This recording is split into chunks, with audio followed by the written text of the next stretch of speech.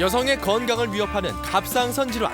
특히 갑상선 암은 여성암의 1위를 차지할 만큼 흔한 질환인데요. 우리 몸의 신진대사를 촉진하는 갑상선 호르몬에 이상이 생기면 목이 붓고 자주 피곤함을 느끼게 됩니다. 하지만 이런 증상이 있더라도 감기나 몸살 정도로 생각하기 쉬운데요.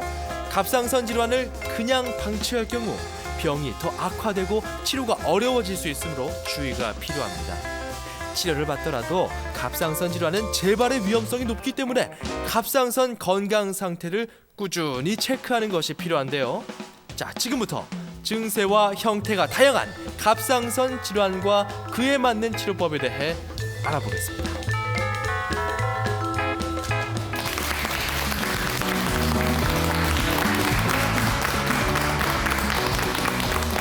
건강을 지키는 약속 TV 닥터입니다. 날씨가 추워져서인지 평소보다 더 피로감이 더 많이 느껴지고 또 추위도 더 많이 느껴지는 것 같습니다. 평소 자신의 컨디션보다 더 가라앉는다든지 아니면 유독 다른 사람보다 추위를 훨씬 더 많이 탄다면 한 번쯤은 갑상선 질환을 의심해 볼 필요가 있습니다. 우리나라 중년 여성들에게 많이 발병하고요. 특히 국내 여성암 발병 1위를 차지하는 것이 갑상선 암이라고 합니다. 하지만 실제 질환이 있다 하더라도 피로 누적이겠지, 감기겠지 이렇게 지나쳐서 방치하는 경우가 많다고 하는데요. 자, 오늘은 갑상선 질환의 증상과 치료에 대해서 자세히 알아보겠습니다. 고신대학교 보건병원 내분비내과 최영식 교수를 모셨습니다. 안녕하십니까? 안녕하십니까? 확실히 요즘에 아침에 좀 일어나기가 이전보다 훨씬 더 좀 어려워진 것 같습니다. 이게 정상인지 어떤지 교수님은 어떠신가요? 흔히들 의사 선생님처럼 의사 선생님 시킨 대로는 살지만 의사 선생님처럼 살면 안 된다는 말이 따라하지 있습니다. 말아라. 네네. 저희들이 이제 진료도 하고 강의도 하고 또 연구도 하고 이렇게 많이 바쁩니다. 특히 저희들이 생명을 다루다 보니 많이 긴장하고 이렇죠. 그래서 피로가 누적될 때가 많습니다. 그래서 가끔은 저도 이러다 가로수 하는 거 아닌가 이렇게 생각할 때가 많이 있습니다. 네, 절대 안 됩니다.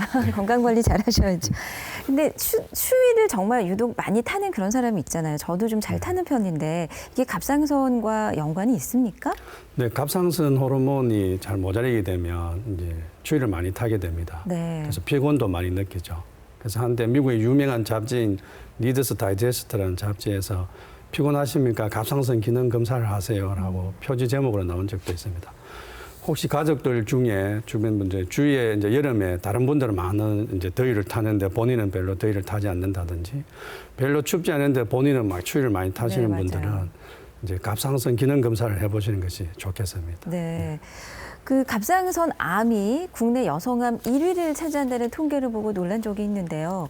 이런 암뿐만 아니라 갑상선 질환 여러 가지 포함해서 실제로 늘어나는 추세인가요? 어떻습니까? 한 해 저희 나라에 암 환자가 약 한 20만 명이 발생하는데요. 그중에 갑상선 암이 약 한 3만 6천 건이 발생했습니다. 그래서 우리나라 암 중에 갑상선 암이 1위를 차지하게 됐습니다. 그래서 그전까지 갑상선 암에 대해서 잘 모르던 분들도 굉장히 관심을 갖게 됐고요. 네. 이제 여성암 중에는 1위가 됐고 남성암 중에는 6위가 됐습니다. 이런 갑상선 암은 남성에 비해서 여성이 5배 정도 더 많이 발생합니다. 이런 갑상선 암 외에도 이제 만성 갑상선염이라는 병이 있는데 이 경우에는 이제 여성 경우에 이제 5명 중에 1명이 만성 갑상선염을 앓고 있고요. 그다음 갑상선 기능 저하증은 여성은 한 100명 중에 한 5, 6명 정도 알고 있고 남성은 한두 명 정도 앓습니다. 여러 가지 질환들이 성별로 차이가 나긴 합니다만은 이런 갑상선 질환은 5배나 여자가 더 많다고요? 아니, 이유가 뭐죠? 여성분들은 이제 자가 면역 질환이 잘 생깁니다. 자가 면역 질환이라는 병은 이제 자기 몸에서 만드는 혈액에서 만드는 임파구가 있습니다. 임파구에서 항체가 만들어지는데요. 이 항체가 내 거 아니라고 공격을 합니다. 그래서 거부 반응을 일으키는 것처럼 마찬가지죠. 그래서 이런 자가 면역 질환이 여성들한테 많습니다. 류마티스 관절염도 그렇고요. 네. 그래서 갑상선 질환이 여성한테 많습니다. 근데 이제 암이 왜 여성한테 많으냐? 이 부분에 있어서는 아직 잘 증명이 되지 않았고 저희들이 나라가 요도를 많이 먹는다든지 아니면 임신하고도 영향이 있지 않을까라고 추측은 하고 있습니다. 네. 근데 그 갑상선을 검사를 처음에 이제 갖게 되면 목을 이렇게 만져보시더라고요. 이 네. 주변 여기쯤 있는 거죠? 네네. 어디에 있죠? 그 밑에 있습니다. 아, 여기. 네, 그래서 우리 갑상선은 이제 크기는 엄지 손가락만 합니다. 그래서 엄지 손가락만 하는 게 이렇게 양쪽으로 이렇게 있는데요. 나비 모양이라고 네, 하던데. 나비 모양으로 있는데요. 네. 저기 이제 여기 갑상연골인데 흔히 이제 아담 사과라고 이야기하죠. 아담 애플이라고 이야기하죠. 그래서 요 아래쪽에 있는데 모양이 나비처럼 이렇게 생겨 있습니다. 저희들은 이게 나비처럼 보이는데 외국인들은 자기 나라의 갑옷처럼 생겼다고 생각합니다. 그래서 갑옷 모양으로 해서 갑상선이라고 이야기하죠. 그런 거예요? 네네. 네. 그래서 이런 갑상선에 하는 역할은 이제 우리가 음식을 먹게 되면 이제 음식 속에 있는 요도라는 성분이 있습니다. 이 요도가 우리 몸에서 거의 99%가 갑상선에서 사용이 됩니다. 그래서 갑상선에 요도가 들어가게 되면 갑상선 호르몬을 만들게 되죠. 그래서 그 만들어진 호르몬이 이제 우리 몸에서 여러 가지 역할을 하는데 여기 보시면 이제 신생아 시기나 태아 시절에 보면 뼈가 성장하는데 굉장히 중요합니다. 그래서 그다음 키가 크는데도 중요하고요. 네.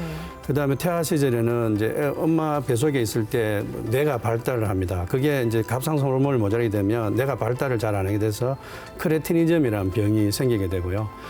약간 모자라게 되면 애가 태어났을 때 IQ가 좀 떨어지는데 통계적으로 9 정도 IQ가 떨어진다고 되어 있습니다. 9요? 네. 그 외에도 이제 우리 몸의 대사에 굉장히 중요한 역할을 합니다. 그래서 포도당 대사라든지 지방 대사에 영향을 미치고요. 특히 콜레스테롤에 영향을 미칩니다. 그래서 갑상선 기능 저하증 환자들을 피를 검사를 해보면 네. 콜레스테롤이 많이 높은 경우가 많습니다. 그래서 이 경우에는 콜레스테롤 낮춘 약도 도움이 되지만 실제 갑상선 호르몬을 줘서 치료를 하면 콜레스테롤도 같이 좋아집니다. 그리고 무엇보다 중요한 거는 우리가 이렇게 이제 온도가 이제 정온 동물이라고 하지 않습니까? 그죠? 항상 온도를 일정하게 체온을 유지합니다. 이렇게 하게 된 이유가 갑상선 호르몬 때문에 그렇습니다. 그래서 우리 몸에 열을 발생하는데 아주 중요한 역할을 하죠. 네. 아니, 정말 갑상선 호르몬이 우리 몸에 정말 지대하게 큰 역할, 중요한 역할을 한다는 걸 다시 한번 정리할 수가 있었는데요. 그러면 이런 그 갑상선 호르몬에 뭐 이상이 있으면 바로 질환이 나타나는 거잖아요. 종류도 여러 가지로 나뉩니까? 네네. 갑상선 질환은 크게 3가지 질환으로 삼다. 이제 옛날 제가 처음 이제 진료할 때는 한 90년대에 환자분이 외래 와서 어떻게 오셨나요? 이런 물어보면 제가 갑상선이 있어서 왔습니다. 이렇게 말합니다. 그렇게 지금도 많이 얘기하세요. 그래요. 그래서 제가 약간 까칠해서 저기 안과에 가서 눈이 있어 왔답니까? 왔습니다. 이렇게 말하지는 않지 않느냐고 네. 이렇게 말도 하는데요. 네. 진짜 갑상선이 병인 줄 아는 분이 많이 있었어요. 근데 요즘은 이제 매스컴이 많이 이제 발달하면서 대부분 환자분들이 와서 기능 항진인가요? 저하증인가요? 이렇게만 네. 묻는 분이 있는데요. 크게 갑상선 질환이 복잡하면 많지만 3가지 나눌 수 있습니다. 네. 그러니까 호르몬이 많이 만들어지거나 적게 만들어지는 기능 이상이죠. 그래서 기능 저하증, 항진증이 있고요. 네. 그다음에 염증성 질환이 있습니다. 이게 급성 갑상선염이라는 거는 안에 이제 세균 감염으로 안에 고름이 막 차는 거죠. 이러면 항생제를 쓰거나 아니면 수술해서 이제 그 고름을 이제 제거를 해줘야 됩니다. 이 만성 갑상선염은 앞에서 말했듯이 이제 자가 면역 질환이죠. 그리고 아급성 갑상선염은 이제 감기가 걸리고 난 후에 발생하는 특징적인 재미있는 질환이고요. 네. 그 다음에 이제 종양성 질환이 있습니다. 이 종양성 질환이 이제 결절이라고 이야기하기도 쉽게 말하면 혹이죠. 그런데 환자분들이 이제 진료를 받아가는데 의사 선생님이 유식하게 결절이라 하니까 이게 굉장히 막 복잡하게 생각하는데 사실은 혹이라고 이야기하시면 됩니다. 그래서 이 결절 질환에는 이제 치료해도 뭐 큰 문제가 없는, 치료하지 않아도 문제가 없는 양성 결절이 있고요. 우리 악성 결절인 암이 있죠. 갑상선 질환이 이렇게 크게 3가지로 나눠집니다. 네. 그러니까 많이 만들어지거나 적게 만들어지거나 염증이 있거나 네, 혹이 네. 있거나 혹이 있거나. 이렇게 네. 질환이 나누어집니다. 각 질환별로 증상도 좀 차이가 있을 것 같은데요. 네. 한번 직접 들어보시겠습니다. 증상이 언제부터 어떻게 오던가요? 증상을 잘 모르고 살았습니다. 한 3년 전에 좀 몸이 자고 올라니까 막 좀 피곤하고 그래서 일을 계속 많이 해서 피곤한가 그렇게 생각했었는데 제가 이제 가게를 하다 보니까 이제 단골 손님이 이제 목이 좀 이상하다고 자기 경험을 이야기를 해서 병원에 가보라고 하셨어요. 이 증상 들어보면 그래도 추위하고 하면 감기 이런 걸로 오인할 것 같아요. 예, 그렇기도 하고 이제 어깨도 많이 아프고 이제 몸살 같은 그런 게 많이 있어요. 눈도 많이 피로하고 좀 시력도 많이 떨어지는 것 같고 그런 게 있습니다 요즘은. 예. 조기 치료를 빨리 했더라면 이 수술까지는 안 왔을 거라는 생각을 많이 하고요. 여러분들도 만일 좀 필요하고 또 뭐 몸살 기운 있다 하더라도 내과만 가지 말고 또 다른 부분으로도 또 치료를 받아보셨으면 합니다. 3년간의 증상이 있었다고 어땠는지 좀 얘기해 주세요. 아, 구체적으로. 아니 그때는 이제 일을 했는데 너무 피곤하고 뭐 심장도 막 뛰고 눈도 튀어나오고 얼굴도 또 까맣고 주위에서 그래 병원에 한번 가봐라 갑상선 같다 이래가지고 병원에 갔어. 아, 주위에서 그거 보고 갑상선 같다고요? 예. 친구가 얼굴 새까맣고 그러니까 가보라고 해서 일 이제 하던 거 중단하고 바로 병원 갔어. 얼마나 찐 거예요? 첫 달에 한 8kg 약 먹고 나서 찌더라고요. 그러더니 1년 만에 30kg 넘게 쪘어. 그래가지고 안 되겠다 싶어서 이제 큰 병원 온 거죠.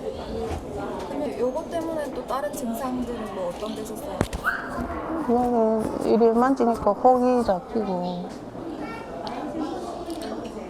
그다음 뭐 이래 침 넘길 때 조금 걸리고 좀 그랬어. 더위도 많이 타고 이렇다던데.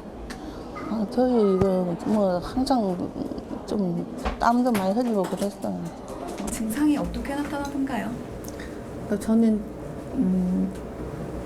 딱히 이렇게 증상이 어떻다라고는 처음에 몰랐는데 지금 생각해 보면 여드름이 이렇게 나이가 계속 먹는데도 조금 많이 이렇게 나서 조절이 안 되는 것을 느꼈고 그다음에 추위를 좀 많이 탔었어요.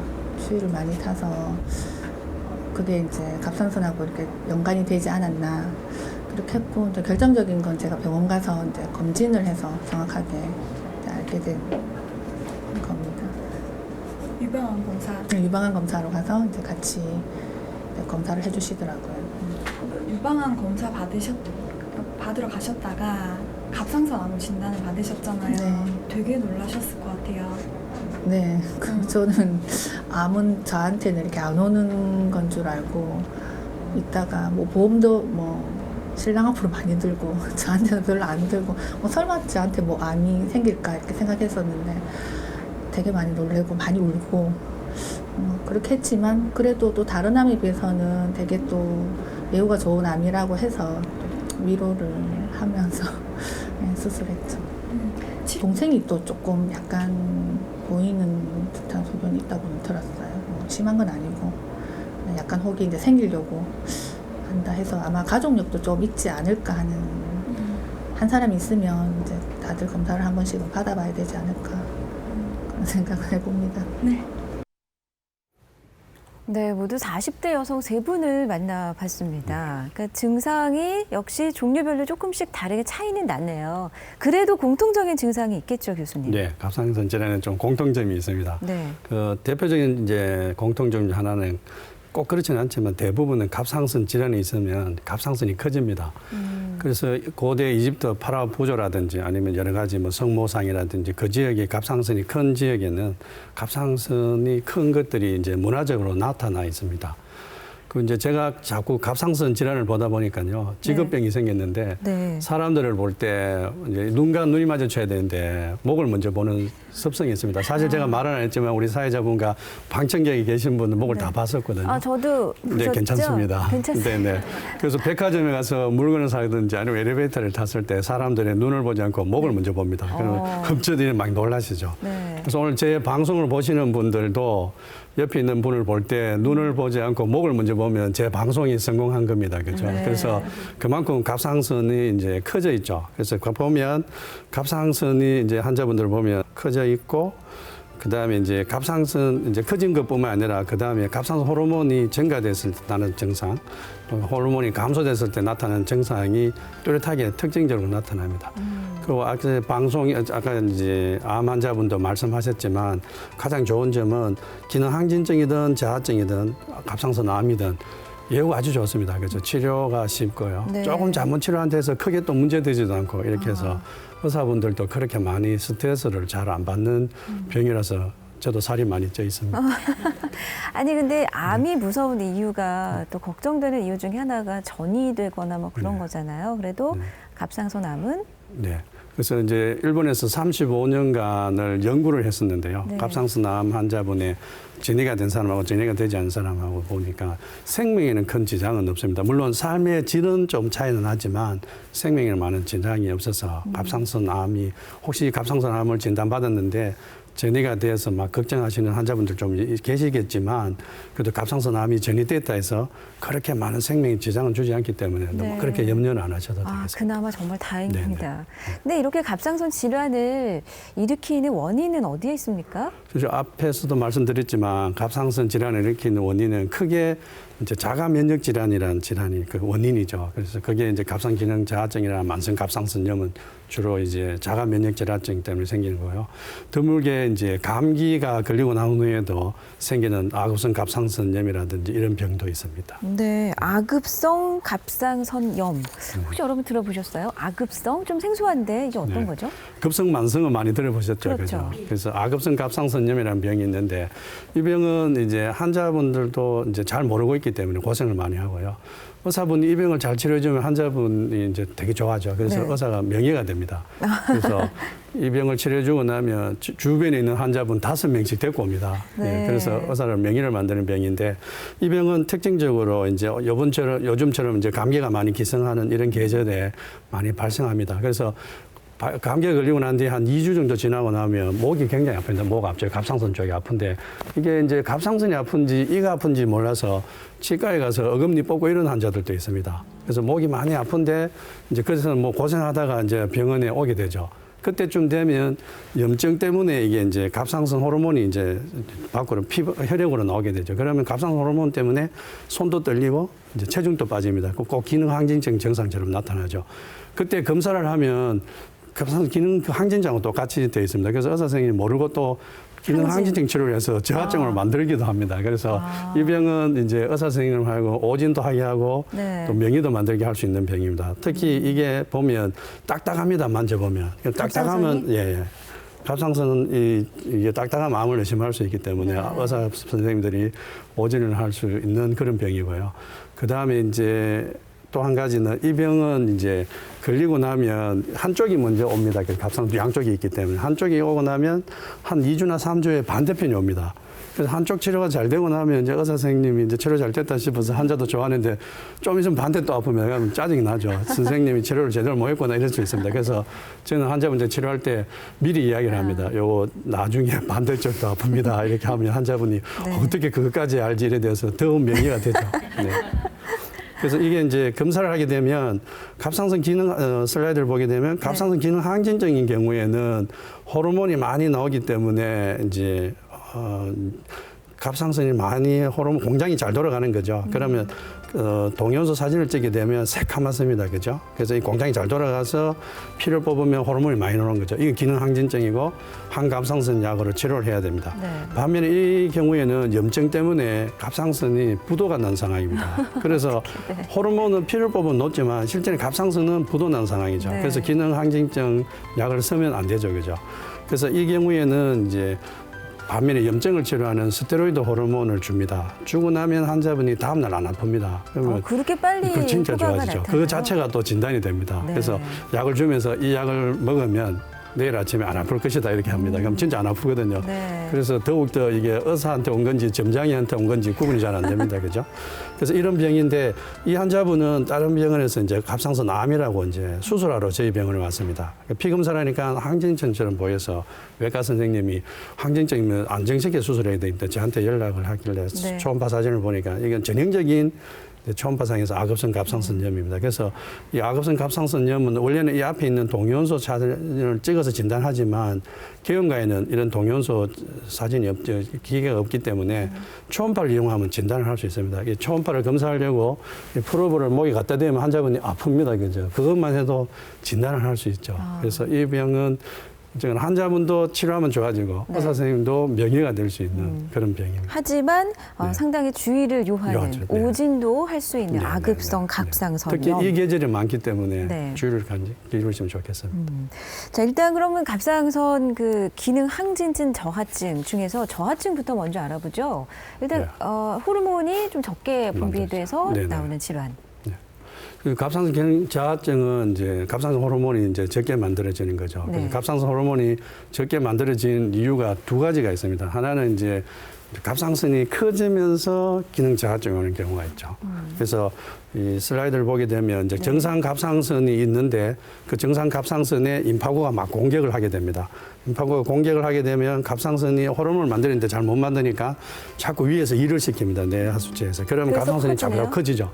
그래서 커지다가 안 되면 이제 갑상선 기능 저하증이 옵니다. 네. 요 커진 상태까지는 이제 만성 갑상선염이라고 하고요. 그게 더 진행되면 한 30%에서 갑상선 기능 저하증이 옵니다. 그래서 갑상선 기능 저하증 중에 갑상선이 커지면서 저하증이 오는 경우가 있고요. 네. 또 반대로 이제 갑상선 호르몬을 아예 못 만들도록 이제 물질이 나와서 갑상선을 위축시키는 그 있습니다. 이 그런 경우에 물질이 이제 있어요? 원발성 갑상선 기능 저하증이라고 이야기하는데 이 경우는 이제 재밌는 것은 위에 있는 경우는 약을 조금 주면 좋아져요. 그래서 네. 약을 끊을 수가 있습니다. 그렇죠. 그런데 밑에 있는 이 원발성 점액수종 또는 뭐 저희들은 프라이머리 믹스이데마라고 하는 이 갑상선 기능 저하증은 평생 약을 먹어야 됩니다. 같은 갑상선 기능 저하라도 갑상선이 커질 수도 있고 오히려 이렇게 작을 수도 위축될 수도 네, 있군요. 네, 네. 그럼 갑상선 호르몬 분비가 좀 줄어들면 우리 몸에는 어떤 신호를 보내게 되죠? 예. 앞에서 말했지만 많은 분들이 이제 추위를 타거나 그죠, 뭐 피곤하거나 이런 건 잘 알고 계시지만 실제 갑상선 기능 저하증이 온 환자분 가장 먼저 나타나는 증상은 이제 손이 저립니다. 팔목이나 이런 손이 저린 증상이 손이 있죠. 그냥 가만히 네네. 있어도 저립니까? 저리죠. 네. 그래서 그냥 손이 저리구나 하고 이렇게 이제 많은 경우가 많죠. 근데 네. 이제 진행되게 되면 이제 몸이 붓고 체중이 증가됩니다. 즉 대사가 줄어들기 때문에 체중이 증가되고요. 피곤하고 이제 무기력해지고 추위를 잘 못 참죠. 그리고 이제 이렇게 부종이 있을 경우에 누르면 이렇게 쑥 들어가는데 이 경우는 들어가지는 않으면서 이제 뭔가 모르게 부어 있는 듯한 느낌을 주고요. 이제 변비가 옵니다. 그죠? 그리고 변비가 오는 이유는 장 운동이 잘 안 되기 때문에 그것도 변비가 오는 이제 거죠. 그 대사 갑상선 저하. 이제 예. 그리고 성대가 붓기 때문에 신 목소리가 납니다. 그래서 보통 여성분들이 이렇게 소프라노를 하다가 갑자기 음이 저음. 베이스가 되는 거죠. 그리고 월경 불순이 있고요. 그다음 맥박이 느리게 이제 뛰게 됩니다. 이런 여러 가지 증상들이 있습니다. 네. 그러면 나 갑상선 기능이 좀 저하된 것 같아, 좀 의심스럽다 싶으면 이제 검사를 받게 되잖아요. 네. 기본적으로 어떤 검사부터 시작합니까? 보통 이제 갑상선 검사는 이제 흔히 우리가 병원에 오면 제일 먼저 하는 것은 이제 먼저 그 병력을 묻고 진찰을 하지 네, 않습니까? 문진하시잖아요. 검진하는 거죠. 그래서 갑상선 이제 진찰이 굉장히 중요합니다. 그래서 네. 실제 여기 계시는 분들, 저 의과대학 학생들 수업 시간에 어떻게 하냐면 둘이서 서로 마주보라 이렇게 해서 침을 꿀꺽 삼켜보라든지 아니면 물을 준비해 가서 물을 마시면 네. 이 갑상선이 올라갔다 내려갔다 보입니다. 그래서 그 중에 정상은 잘 안 보이지만 좀 커져 있으면 그걸 볼 수 있죠. 그래서 진찰해서 이제 혹이 있다든지 아니면 이런 이제 갑상이 커진 거 알 수 있고요. 네. 그다음에 이제 갑상선 부위는 앞에서 말씀드렸지만 저하증도 갑상선이 커지고 항진증도 커집니다. 그래서 커져 있다 해서 이게 어떤 줄 모르기 때문에 이제 혈액 검사를 통해서 이게 기능이 이상이 있는지 없는지를 알아봐야 됩니다. 그래서 네. 만성 갑상선염은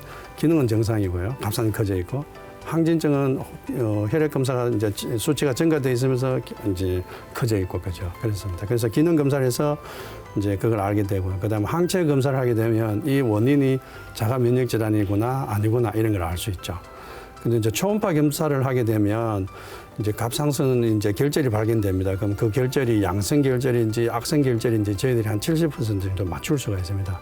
그리고 이런 초음파 검사를 해서 이게 아급성 갑상선염이구나, 그다음에 만성 갑상선염이구나, 위축성이구나 이런 것도 진단할 수가 있죠. 네. 그리고 이제 과거부터 많이 해왔던 검사는 방사선 동위원소 검사가 있습니다. 네. 이런 여러 가지 검사가 있습니다. 네. 특히 이제 갑상선 기능 저하증에 초음파 검사가 도움이 되는데요. 이런 슬라이드를 보게 되면 이 환자분이 이제 갑상선 아까 제 커져 있는 분이 있습니다. 이분은 이제 초음파를 비춰보면 갑상선이 이렇게 커져 있습니다. 이 만성 갑상선염이고 이게 이제 30% 정도 되면 이제 본 정도에서 갑상 기능 저하증이 됩니다. 이게 한 10년이나 20년 정도 지나면 저하증이 되죠. 그리고 위축성인 이제 원발성 점액 수종이라는 경우에는 갑상선을 초음파를 보면 갑상선이 쪼그라들어 있습니다. 그래서 초음파를 보면 이게 원인이 뭔지 이런 것까지도 좀 알 수가 있죠. 그럼 만성 갑상선 염 단계에서 그래서 내가 발견을 하면 하면 저하까지는 안 가는 거예요? 만성 갑상선염 단계에서 네. 이제 의사 선생님들마다 약간 치료의 철학이 다른데요. 예. 만성 갑상선염이 있으면 결국 갑상선이 이렇게 커지게 됩니다. 왜냐하면 만들어야 될 호르몬은 정해져 있는데 잘 안 만드니까 일을 많이 시키니까. 일을 시키면 커질 네. 거 아닙니까? 그죠? 그런 네. 상황에서 환자분 피곤을 느낍니다. 네. 그때 소량의 갑상선 호르몬을 밖에서 주면 일을 많이 안 시킬 거잖아요. 그럼 안 커질 수 있습니다. 네. 근데 많은 환자분들이 뭘 걱정하냐면 약을 먹는다에 대한 것을 굉장히 많이 싫어하거든요. 부담스러워. 왜 또 네. 약을 주냐, 이거 평생 먹어야 되냐. 그냥 바쁜 의사 선생님이 귀찮잖아요. 그래서 그냥 안 주죠. 근데 저는 간혹 이제 환자분이 좀 많이 피로를 느끼고 이렇게 되면 상황을 설명을 해줍니다. 예. 이렇게 해서 두면 갑상선이 자꾸 커질 수 있기 때문에 혹시 이게 몸에 큰 부작용이 없기 때문에 조금 드시라고 해주면 그걸 좋아하시는 분들 있긴 있습니다. 근데 그걸 그냥 방치해서 두면 커지고 나중에 저하증이 될 수 있죠. 아, 그렇군요. 그러면 갑상선 기능 저하증의 경우 초음파 검사를 어떻게 받는지 직접 화면으로 보시겠습니다. 자, 여기가 지금 목 부분이죠? 네. 그래서 이제 갑상선 초음파 검사할 때 젤리를 저렇게 바르는 이유는 이제 화면이 깨끗하게 나오죠. 그래서 네. 여기 갑상선의 혓부라고 이야기하는 부분인데 중간 부분에 저 부분의 크기가 0.4cm가 정상인데요. 이 환자분 경우는 1.2cm죠. 그래서 3배 정도 갑상선이 커져 있는 상황이죠. 그래서 만성 갑상선염이 오래되면 저렇게 갑상선이 커지고 네. 나중에 갑상선 기능 저하증이 됩니다. 그래서 초음파를 비춰보면 저렇게 이제 갑상선 기능 저하증인데 갑상선이 얼마나 커져 있는지 오래됐는지도 알 수가 있고요. 네. 간혹 저런 환자분들 금방 지나가는 거 보면 이렇게 종양이 보입니다. 저렇게 그죠? 동그란 거요? 네, 맞습니다. 저런 기능 저하증 환자 안에 이제 혹이 있는지 이런 것도 초음파로 갖고 진단을 할 수 있죠. 초음파가 정말 네, 많은 걸 네, 보여줘요. 유용하죠. 네. 아, 네. 그러면 초음파를 보면서 이제 진단이 나오면 그 갑상선 호르몬이 부족한 거니까 그 부족한 호르몬을 보충해 주는 것으로 치료 원칙을 세우면 됩니까? 네. 갑상선 기능 저하증 치료는 아주 단순하고 쉽죠. 그래서 이미 이제 갑상선 호르몬 약으로 만들어 있습니다. 그리고 이게 너무나 중요한 질환이기 때문에 약값이 굉장히 쌉니다. 흔히 여러분들 별로 안 중요한 그 영양제라든지 이런 네. 치료약은 굉장히 비쌉니다. 알겠죠? 네. 그렇죠. 그런데 진짜 중요한 거는 국가에서 관리하기 때문에 약값이 굉장히 쌉니다. 네. 약이 한 개 15원 정도밖에 안 할 정도 약값이 쌉니다. 그래서 약값이 너무 싸서 환자분이 짜증나서 치료를 안 한 분들이 있던데요. 굉장히 중요한 거죠. 그런데 네. 이제 병이 굉장히 심하거나 연세가 굉장히 많은 분들은 심하다고 약을 더 세게 쓰면 안 됩니다. 그래서 병이 오래됐거나 심한 분들은 정상 보통 치료할 때 저희들 하나를 주게 되면 약을 4분의 1 정도부터 시작을 합니다. 그러니까 소량으로 약을 서서히 높입니다. 그렇게 치료해야 되고요. 그러면 갑상선 호르몬 분비가 너무 많이 됐을 때, 과잉됐을 때가 이제 항진증인 거죠? 이거는 네네. 왜 그렇게 많이 나오는 건가요? 갑상선 기능 항진증은 이제 생기는 원인이 이제 이것도 마찬가지로 자가 면역 질환입니다. 네. 자가 면역 질환인데 이제 모든 병이 그렇지만 유전적인 소인을 갖고 태어난 분이 이제 엄마가 있다든지 아니면 뭐 남은 이제 언니, 오빠라든지 그죠. 가족 중에 갑상선 기능 항진증이 있는 사람한테서 환경적으로 이제 스트레스를 많이 받는다든지 뭐 이런 여러 가지 원인이 작용하면 이 면역 세포인 림파구가 이제 자극을 받습니다. 그래서 여기서 이제 갑상선을 자극하는 항체가 만들어집니다. 그래서 갑상선이 가만히 있는데 이제 뇌하수체에서 오는 호르몬이 일을 시키는데 옆에서 네. 항체가 도로 일을 시킵니다. 그럼 갑상선을 모르고 막 열심히 일을 하는 거죠. 네, 만들어라. 만들어야 하니까. 그래서 호르몬이 증가되면서 갑상선이 일을 많이 해서 커지고 이 호르몬이 이 항체가 꼭 갑상선에만 작용하는 게 아니고요. 네. 눈 뒤에 있는 그 근육이 있습니다. 안근이라는 근육인데 거기도 작용해서 안근이 붓게 됩니다. 네. 그러면 안구가 이렇게 있으면 근육이 부으니까 앞으로 튀어나오게 되죠. 그죠? 네. 그럼 눈이 이렇게 돌출되는 아, 거죠. 그래서 돌출 현상이 나타나는 거군요. 갑상선이 커지듯이 눈 뒤에 있는 근육이 있습니다. 눈을 이렇게 굴리는 근육에 네. 그것도 붓기 때문에 눈이 튀어나오죠. 그럼 증상을 좀 더 자세히 알아볼까요? 네. 그 갑상선 기능 항진증의 대표적인 증상이 3가지가 있는데요. 눈이 나오고, 네. 그다음 목이 붓고, 피부에 좀 특징적인 소견이 있습니다. 예. 근데 그걸 사진을 보면 제가 이제 절에 가면 이제 사천왕상이 네. 이렇게 있습니다. 이 사천왕상을 보면 이렇게 눈이 나오고 목이 커져 있습니다. 그죠? 그래서 이게 아마 과거에는 아마 이 갑상선 기능 항진증이 굉장히 신성시 여겨지지 않나 생각합니다. 그래서 외국에 있는 교수분들, 이런 이제 제가 한 번씩 일본에 있는 교수분들을 초청해서 불구사라든지 이런 저를 이제 관광시킬 때가 있습니다. 네, 그때 네. 꼭 이걸 보여줍니다. This is grave disease 이렇게 이야기하면 그분들 다 사진 찍어가서 막 놀라거든요. 그래서 실제 이 환자분이 눈이 나와 있잖아요. 목이 네. 커져 있잖아요. 그래서 이런 과거부터 이 병은 있었다는 걸 알 수가 있죠. 이게 전형적인 특징이고요. 네. 그 다음에도 이제 땀을 많이 흘리죠. 이제 환자분이 쉽게 이야기할 때 심장이 많이 뛰기 때문에 100m 달리기를 한다고 설명을 합니다. 그러면 나는 가만 앉아 있고 환자분은 가만 앉아 있지만 100m 달리기를 하는 상황이니까 땀 많이 나고 가슴 두근거리고 살이 빠지고 100m 달리기하면 살이 빠지지 않겠습니까? 그렇죠? 그렇게 생각이 됩니다. 재밌는 이제 증상 중에 하나가 환자분이 굉장히 짜증을 많이 납니다. 그래서 외래 기다리다가 간호사하고 막 싸웁니다. 짜증을 내는 것도 항진증 항진증과 때문에 신경질이 나고. 관련이 있군요. 그렇죠. 네. 그래서 혹시 주변에 갑상 기능 항진증 있으면 짜증내면 그냥 느긋하게 대해 주시면 되겠습니다. 네, 네. 그리고 이제 식욕 막 먹어도 이제 체중이 빠지죠. 그러니까 자기는 먹어도 살이 안 찐다 해서 자꾸 먹게 됩니다. 네. 그래서 빠지니까. 그런데 이 경우에는 이제 약을 먹게 되면 이제 살이 체중이 다시 찌겠어요. 원래대로 돌아가는데 먹는 버릇은 생겨서 계속 먹게 됩니다. 그래서 체중이 늘게 되죠. 네, 네. 그죠. 그리고 갑상 기능 저하증은 아까 변비가 있다 했지 않습니까? 네. 이거는 설사가 있습니다. 장 운동이 증가하기 너무 때문에. 이제 운동을 예, 많이 네. 시켜서. 그러면 100m 달리기 하면 필요하겠죠, 그죠? 네. 이제 마찬가지 월경이 불순이 있고요. 그다음에 이제 특히 이제 동양의 남성들, 그 중국, 우리나라, 일본, 네. 서양은 잘 없는데 동양 남성이 갑상선 기능 항진증이 젊은 나이에 오게 되면 20대, 30대 환자가 오게 되면 다리에 마비가 옵니다. 그래서 응급실에 마비가 와서 환자가 왔는데 네. 이제 신경과에서 봅니다. 그죠? 막 신경 검사하는데 실제 알고 보면 갑상 기능 항진증이 오죠. 그래서 젊은 남자가 마비가 오게 되면 저희들 네. 갑상선 기능 검사를 하죠. 아, 그렇군요.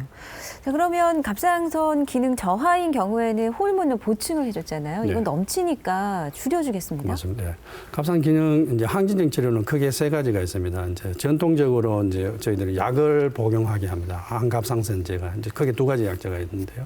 최근에 3가지로 늘었지만 그 다음에 이제 방사선 동요원소 치료라는 게 있고요. 그다음 수술이 있습니다.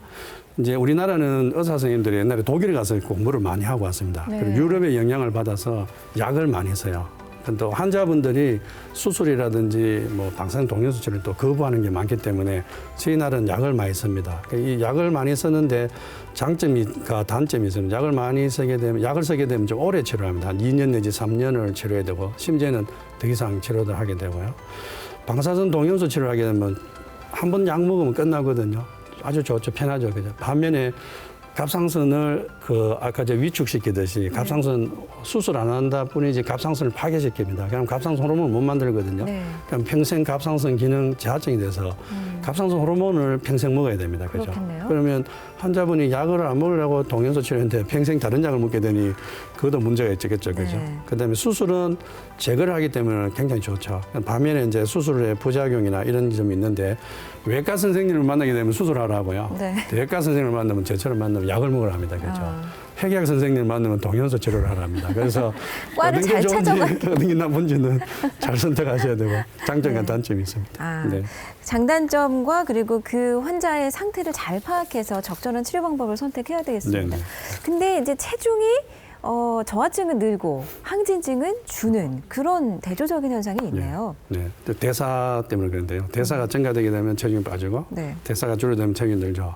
그래서 앞에서 말씀드렸지만 환자분이 이제 체중이 이제 갑상 기능 항진증 체중이 빠져옵니다. 그죠? 빠져오는데 약을 주게 되면 2달 안에 네. 원래 체중으로 돌아갑니다. 그죠? 그래서 환자분한테 제가 10kg 빠졌는데요. 2달 안에 책임지고 10kg를 찌어드리겠습니다. 그 다음에 문제가 있습니다. 옛날에 먹던 그 습관이 남아서 그렇죠. 옛날에 내가 먹어도 살 잘 빠지던데 근데 그대로 다 찝니다. 그죠? 그래서 비만이 걱정되고 네. 재미있는 경우는 이제 갑상기능 항진증에도 살이 안 빠지는 경우가 있습니다. 특히 여성분들 중에 그럼 간혹. 왜 그런 거예요? 그거는 이제 특징적으로 대부분 살이 우리가 항상 예라는 거 있지 않습니까? 네네. 대부분 갑상기능 항진증은 살이 빠지지만 안 빠지는 경우 이 경우는 굉장히 문제가 많습니다. 환자분이 약을 먹으면 살이 더 찌니까 아가씨 같은 경우 약을 안 먹는 거죠. 그래서 갑상선이 더 많이 나빠지고 심장이 못 가고 그럴 수 있습니다. 네. 네. 자, 오늘 갑상선 질환을 알아보고 있습니다. 고신대학교 보건병원 내분비내과 최영식 교수를 모시고 있습니다.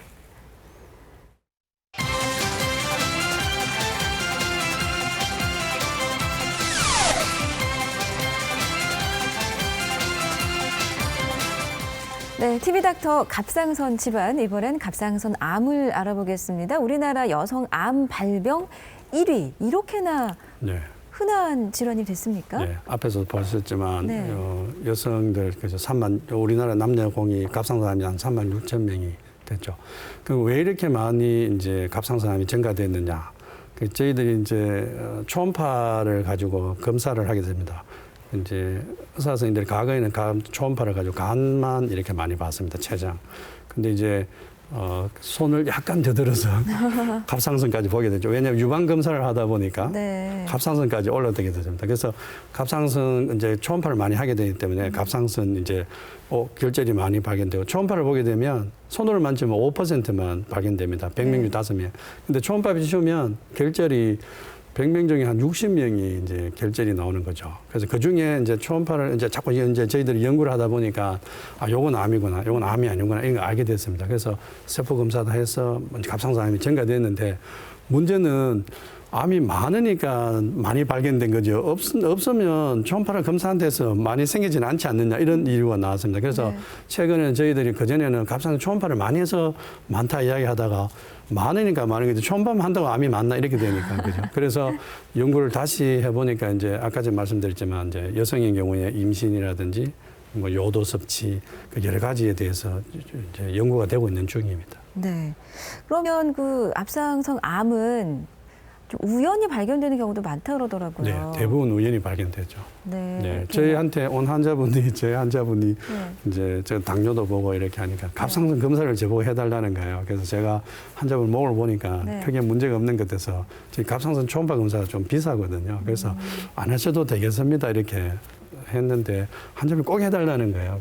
그래서 해보니까 초음파를 비추니까 초음파 모양 암이인 거예요. 그래서 실제 암을 수술한 분이 있었습니다. 그때 네. 이후로 제가 마음을 바꿨죠.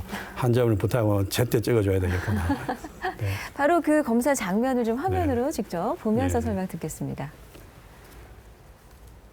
그래서 이제 초음파를 이제 검사는 이제 굉장히 쉽고요. 네.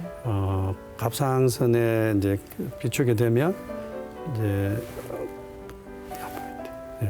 혹이 저렇게 보이니까 결절이 보이죠. 까만색인가요? 네, 결절 까만 부분이죠. 저기 모양이 찌그러져 있지 않습니까? 이렇게. 그럼 오른쪽이 예. 동그란 건 저거는 동맥입니다. 발딱발딱 뛰죠. 그죠? 네. 경동맥인데. 그래서 갑상 초음파를 보게 되면 안에 결절이 있는데 그 결절 안에 미세 석회화가 있거나 아니면 모양이 찌그러져 있거나 이게 옆으로 누워 있지 않고 세로로 되어 있는 경우 이런 경우에는 초음파를 보고 암을 맞출 수 있고요. 네. 또 옆에 임파선에 전이가 됐는지 안 됐는지도 이제 초음파를 비춰보면 대충 할 수 있습니다. 그래서 한 보통 70%에서 90% 정도는 유두암을 좀 진단할 수 있고요. 새침 흡입 세포 검사 있죠. 그래서 이제 저게 발견되게 됐을 때 아주 가는 바늘을 씁니다. 25게이지 바늘을 쓰는데 우리 보통 이제 피 뽑는 주사는 22게이지입니다. 저기 아주 가는 바늘을 쓰게 되는데 저렇게 하게 되면 갑상선 암을 조기에 진단을 할 수 있죠.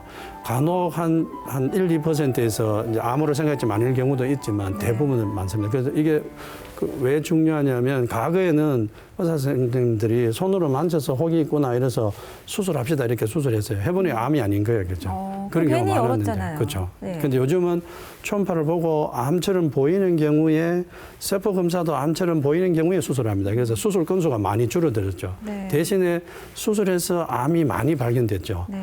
간혹 이제 세포에도 암처럼 보이고 이제 초음파도 암처럼 보였지만 실제 수술해 보면 암이 아닌 경우는 네. 저 같은 경우도 한 17년 했지만 한 6명 정도는 있었습니다. 그 경우는 뭐 불가항력적이죠. 그런 경우 아닌 대부분 경우에는 이제 갑상선암을 조기에 진단을 할 수 있습니다. 그럼 세포 검사가 말하자면 우리 왜 그 조직 검사 그런 개념으로 그렇죠. 생각하면 되겠네요. 그렇죠. 조직 검사는 조직을 뜯게 되는 거고 세포. 조직을 안 끄고 세포를 뽑아서. 네, 그럼 더 정확하게 암 진단이 나온다. 그럼 그렇죠. 암이다. 네. 그럼 네. 수술을 고려를 하잖아요, 누구나. 네, 네, 네. 근데 이건 모든 걸 다 수술하지는 않는다고요? 갑상선암은? 그렇죠. 갑상선 암일 경우에 예. 이제 연구를 해봤습니다. 이제 우리나라는 그런 연구를 할 수 없는 게 왜냐하면 내가 만약 갑상선 암이다. 이런 연구에 의해서 괜찮다던데 당신도 그래 해보시겠습니까? 이 말 못 하거든요. 환자분이 기분 좋을 때는 그랬다가 전이가 되면 선생님 네. 왜 수술하지 마라 해서 더 나빠졌나요? 하고 병원에 유리창을 깨고 막 이렇게 합니다. 그래서 우리나라는 그걸 못 하는데 일본에서는 그게 가능합니다. 그래서 일본의 구마병원이라는 병원에서 갑상선 암의 진단을 받았는데 1cm 이하인 사람들한테 환자한테 동의서를 받고 자기가 이제 난 수술 안 해도 된다. 그래서 분한테 이제 연구를 10년간 연구를 해봤습니다. 그래서 이제 한 900몇 명을 데리고 연구했는데 한 반수는 수술을 했습니다. 그죠? 반수는 계속 지켜본 거죠. 지켜보니까 그대로 크기도 변하지 않고 그대로 있더라는 거죠. 그래서 이분들이 이야기하기를 갑상선 암 중에 1cm 이하인 암은 급하게 수술하지 말고 지내보다가 네. 그때 수술해도 괜찮다. 이런 이야기를 하게 된 거죠. 네. 그런데 결국은 수술하게 되지만 급하게 안 하고 좀 기다려봐도 된다는 그런 의미죠. 그러면 그 기준이 1cm 정도 되는 네, 거예요? 1cm 이하일 경우에. 네. 그런데 우리나라에서 적용하기가 쉽지는 않습니다. 환자분한테 그런 설명을 해줍니다. 왜냐하면 이런 연구가 있습니다. 대신에 혹 수술 환자분이 결정하셔야 됩니다. 혹시 나중에 저보고 네. 선생님이 하지 마라 했잖아. 이런 말을 하시면 안 된다 이야기를. 근데 그 환자에게 선택의 그 권한을 주면 그거 참 환자 입장으로서는 쉽지 않아요.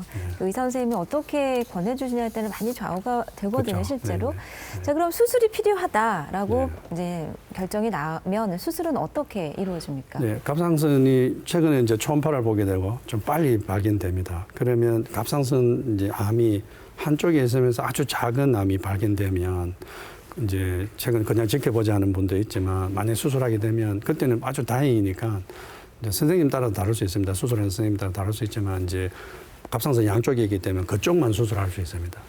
그런 건 이제 옆질술이라고 하죠. 한쪽 옆만 한다는 거죠.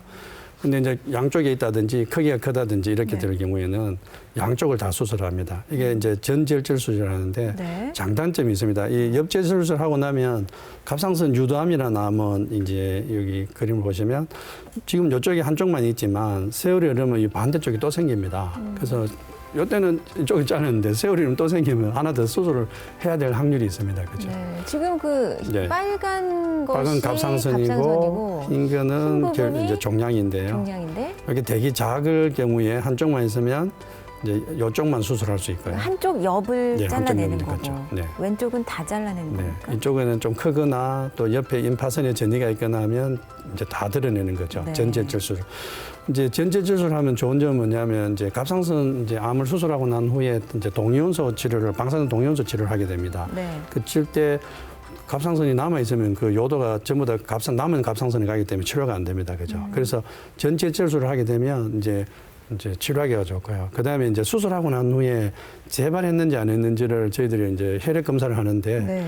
그 혈액 검사를 했을 때 정상 갑상선이 남아 있으면 혈액 검사에 나온 것이 암이 재발한 건지 수술할 때 난관한 건지 구분이 안 됩니다.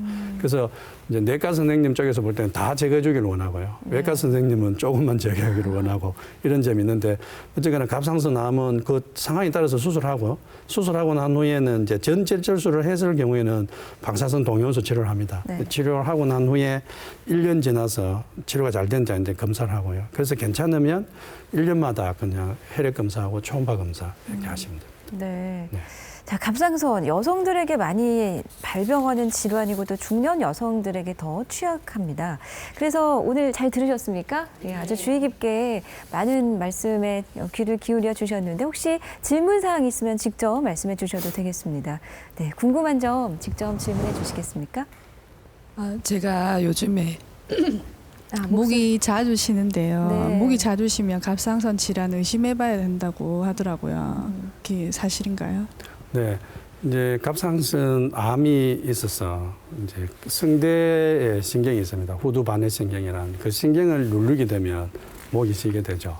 근데 대부분 이제 목이 제 외래 오는 분들 중에서도 목이 많이 쉬어서 왔다 온 분도 있습니다. 그분들은 갑상선 때문에 문제가 있는 것이 아니고 목을 무리하게 쉬어서 성대에 결절이 생겨서 왜 가수 결절이라는 거 있지 않습니까? 그렇죠. 네. 노래방에서 노래를 너무 갑자기 고음을 처리하다가 생긴 경우가 많습니다. 네.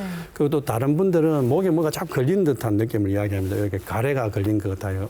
이렇게 하는 분이 있는데 그 경우는 갑상선이 아주 이렇게 피부에 민감하게 붙어 있습니다. 근데 그게 결절이 있으면 자꾸 성대를 이 기관지를 누르습니다. 근데 기관지 안쪽에 가래가 있는데 그게 아니고 바깥에 누르니까 구분을 못해서 이렇게 하는 버릇이 있는 분이 있고요. 금방 저한테 질문할 때 제가 목소리를 들었거든요. 네네. 어떠신가요? 갑상선 관계 없습니다.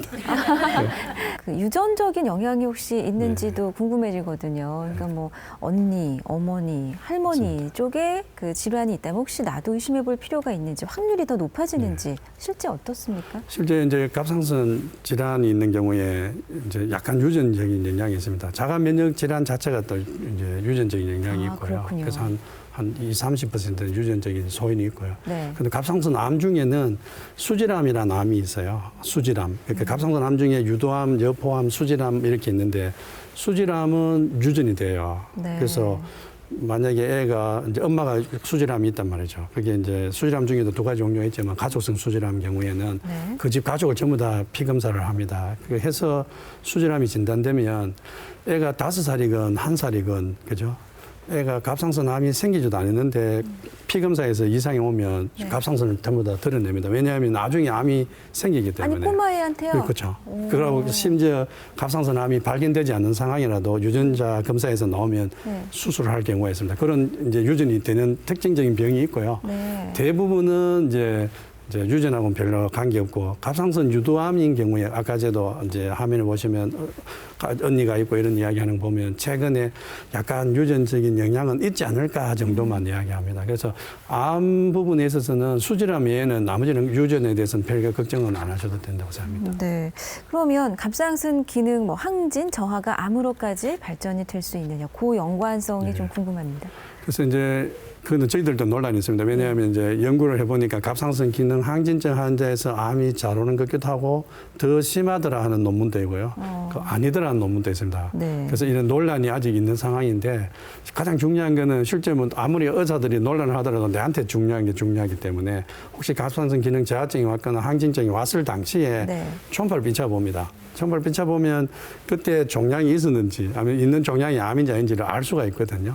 그래서 먼저 이제 막 불안에 떠지지 마시고 네. 항진증이든 저하증이든 이제 초음파를 비춰보고 그때 상황에 맞춰보시는 게 더 실제적이지 않나 이렇게 생각합니다. 갑상선 질환이 있다면 그 요오드 들어있는 음식 주의해야 되잖아요. 네네네. 이게 항진 저하가 좀 다르죠.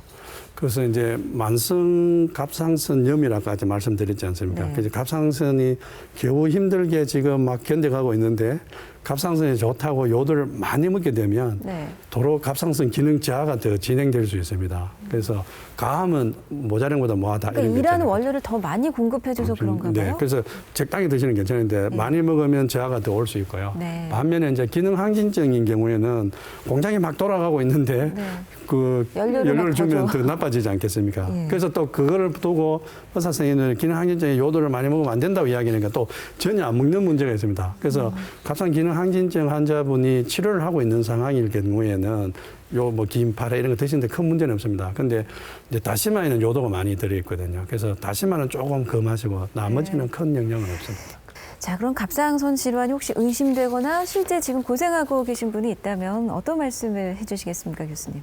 네, 갑상선 이제 제가 처음 이제 전문의가 됐을 당시만 해도 갑상선이 비교적 생소했었거든요. 네. 근데 요즘 너무 갑상선에 대해서 알려지니까 환자분들이 너무 갑상선에 대해서 공포를 가지는 게 문제가 있는 것 같습니다. 그렇죠? 그리고 건강검진에서 막 여기저기서 다 초음파에서 혹을 발견하니까 환자분들이 많이 불안해 하시는데, 첫째는 이제 갑상선 질환 자체가 아까 전에 말씀드렸지만 크게는 기능 이상, 그 다음에 염증, 그 다음에 종양이 있구나. 그리고 대부분 예후가 좋구나. 그래서 너무 불안해하지 마시고 거기에 맞춰서 치료하시면 아까 전에 말씀드렸지만 약값도 굉장히 싸기 때문에 네. 크게 고민 안 하고 치료할 수 있는 병입니다. 네. 네. 자, 오늘 TV닥터는 갑상선 질환에 대한 여러 가지를 알아봤습니다. 도움 말씀 주신 고신대학교 보건병원 내분비내과 최영식 교수께 감사드립니다. 고맙습니다. 네, 감사합니다.